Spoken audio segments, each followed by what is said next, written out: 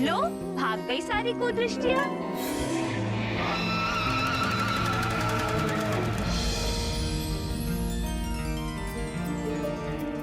महारानी जी, युवराज को द्रोणी में नहलाइए ना, सुविधा होगी।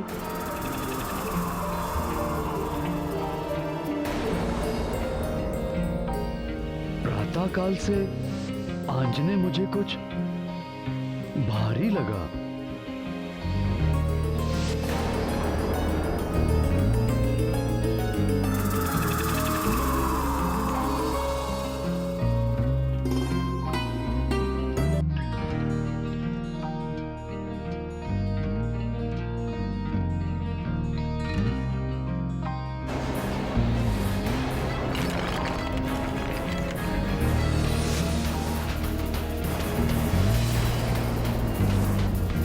शंभू,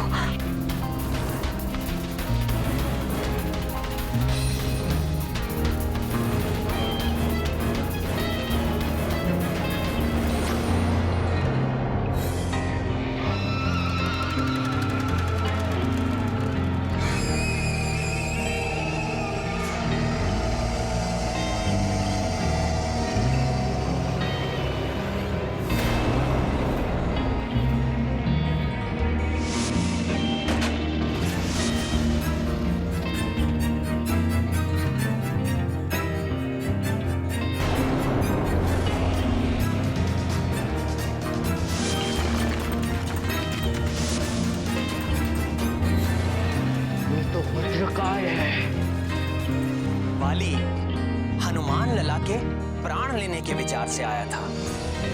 उनके प्राण लेना तो दूर, उल्टे उन्हें दो नए नाम दे बैठा, वज्रकाय और मरकट। मरकट शब्द का अर्थ है तो वानर ही, किंतु ये वानर जाति के लिए एक अपशब्द है। किंतु भक्त शिरोमणि हनुमान के स्वीकार कर लेने से ये नाम भी पवित्र हो गया।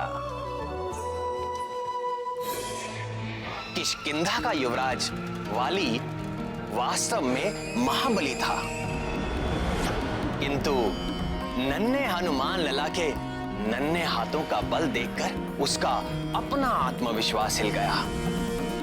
उसे अपने ही बल और पराक्रम पर संदेह हो उठा और हनुमान की तुलना में अपने बल को पुनः आंकने के लिए वो यहां वहां अपनी शक्ति का परीक्षण करने लगा।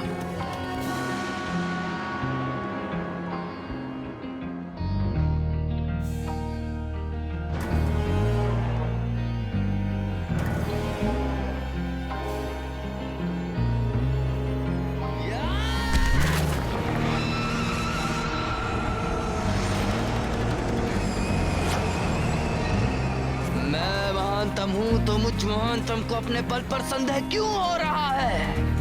100 हाथियों का बल है मुझ में, फिर भी मुझ महानतम को ऐसा क्यों लग रहा है कि उस बालक का बल मुझ महानतम के बल से कहीं अधिक है? क्यों उस बालक का बल मुझे भीतर से भयभीत कर रहा है? क्यों? हर अहंकारी जब भी किसी संत महात्मा के सामने जाता है तो उसके अहंकार का भवन डोलने लगता है।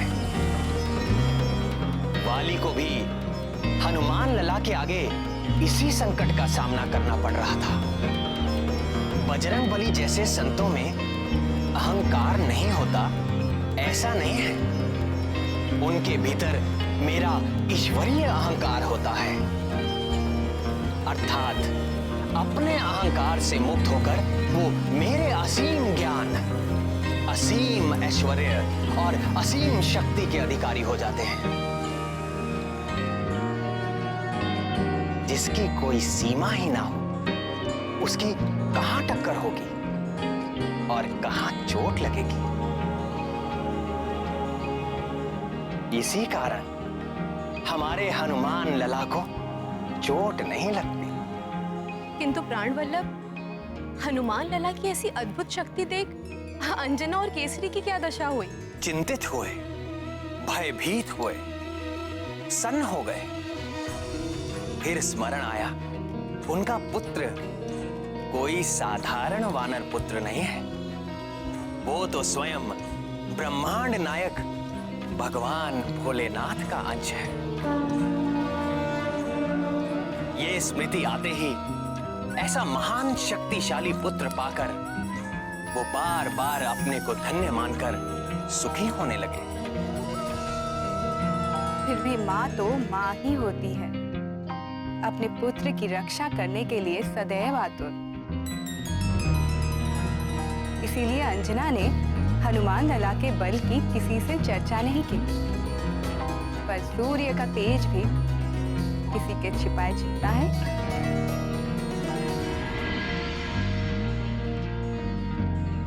बाल सवर गए, केश के सारे निकल भवर गए, लाल लंगोट करे है धारण, नारद के सब माया निवारण। नारद जी ने आपको क्या कहा था? स्मरण है? दूर कर दे जो सब माया। ना ना ना ना, ये तो ऐसा नहीं है। ये तो माया डालने आया है। है ना?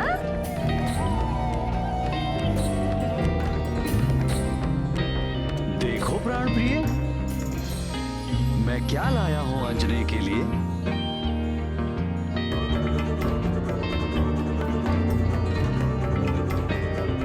अरे देखो देखो देखो, तात क्या लेकर आए हैं? लाल के नन्हे नन्हे पैरों के लिए नुपुर। छन छन छन।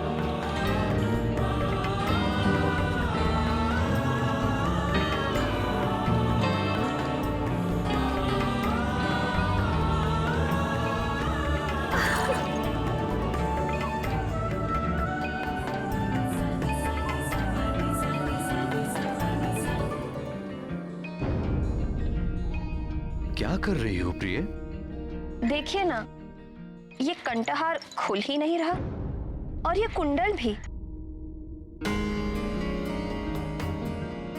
आप इन्हें खोल देंगे? कंठार कुंडल तो यहाँ पड़े हैं। ये तो आप लेकर आए हैं। ये जो इसके कंठ में है, इसके कर्ण में जो है, मैं उनकी बात कर रही हूँ।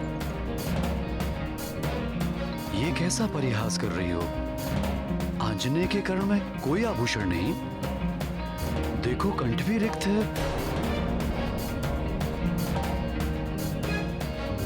आप मेरे साथ ठिठोली कर रहे हैं? केसरी नंदन ने इस दिव्य कंठहार और इस दिव्य कुंडल के साथ जन्म लिया है। इनका तिरस्कार तो ना करिए। साथ जन्म लिया है? दिव्य कंठ, दिव्य कुंडल, तुम ठीक तो हो ना? कैसी बातें कर रही हो? आपकी कृपा से अंजना के शिशु पर आई विपत्ति उसके लिए वरदान बन जाएगी।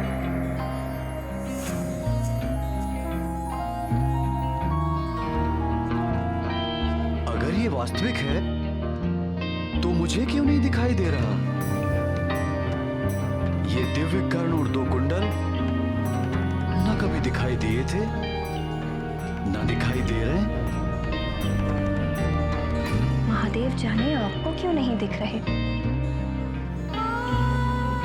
मुझे तो निरंतर दिख रहे हैं और दिख ही नहीं रहे। मैं इनका स्पर्श भी कर सकती हूँ। मेरे लिए ये दिव्य आभूषण उतने ही वास्तविक हैं जितने आपके द्वारा लाए ये आभूषण। तुम्हें अवश्य कुछ हो गया है प्राण प्रिय। तुम्हारा स्वास्थ्य ठीक नहीं है। कहीं वो विष का दुष्प्रभाव तो नहीं? हे शिव शंकर, अब आप मुझे विक्षिप्त समझ रहे हैं। मुझे कुछ नहीं हुआ है, आप ही को कुछ हो गया है। आप मुझ पर अविश्वास कर रहे हैं। प्रणाम। देवगुरु बृहस्पति का शुभ आगमन हुआ है। युवराज को आशीर्वाद देने के लिए पधार रहे हैं। पितामह आए हैं, जाओ उन्हें शीघ्र लेकर आओ। जी महाराज। पितामह आ रहे हैं। ये सब हम बाद में देखेंगे। चलिए पितामह का स्वागत करें।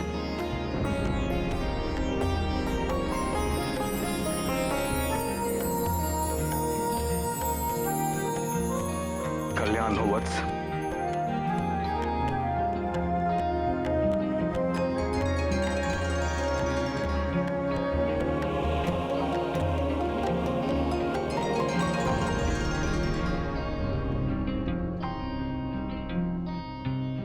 पुत्रवती भव।